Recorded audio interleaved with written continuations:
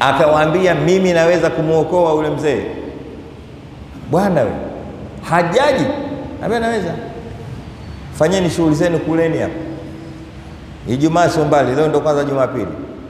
Ikafika Ijumaa, watu baada ya swala, mzee yule kaletwa pale ndio achapwe, alafu anyongwe mbele za watu, na mnyongaji keshafika anasubiri amri ya nani? Na Hajaji. Katoka msikitini naye kafika, katoa hutuba kidogo. Katikati ya hutuba kikaonekana kitoto kina penya mzuieni wewe. Sasa Hajaji alikuwa kama Magufuli, sasa mwacheni aje.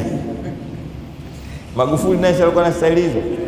Mimi nikiona yale na huku watilkal ayamu nudawiluha baina nas fa yawmun lana wa yawmun alaina wa yawmun nusaru.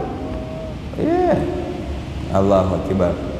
Mungu anasema siku hizi tunazigeuza, zinabadilisha, mara akitoka Hajaji Magufuli, kutoka Magufuli sijui nani tena, ndio hivyo. Basi kitoto kile kinazuiwa na wale askari, kama mwacheni huyo mtoto. Umeona, namkumbuka wewe, nani wewe? Akasema mimi, huwezi kunijua, lakini chukua hicho karatasi kusoma.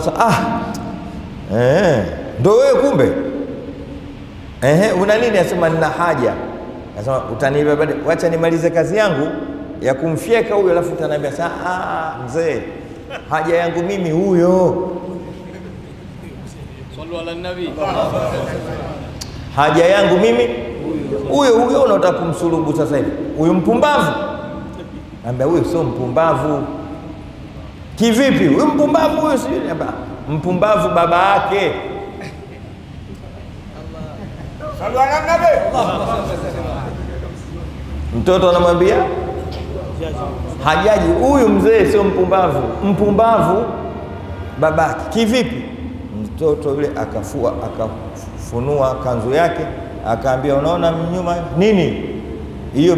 Makovu ya mijeledi ya nini? Sasa huyo mzee, ilikuwa nisipokwenda chuoni nilojifundisha ile wanaziati ile kufurahisha siku ile, ndio nikiacha napigwa na huyo. Piga sana, alikuwa ananinyima mpaka kula ili niweze kusoma, ikiwemo ile wanaziati. Mfungue bwana wewe, mtafute babake umnyonge. Msalimu. Mnaelewa vizuri? Mnacheka tu au mnapata kitu kidogo?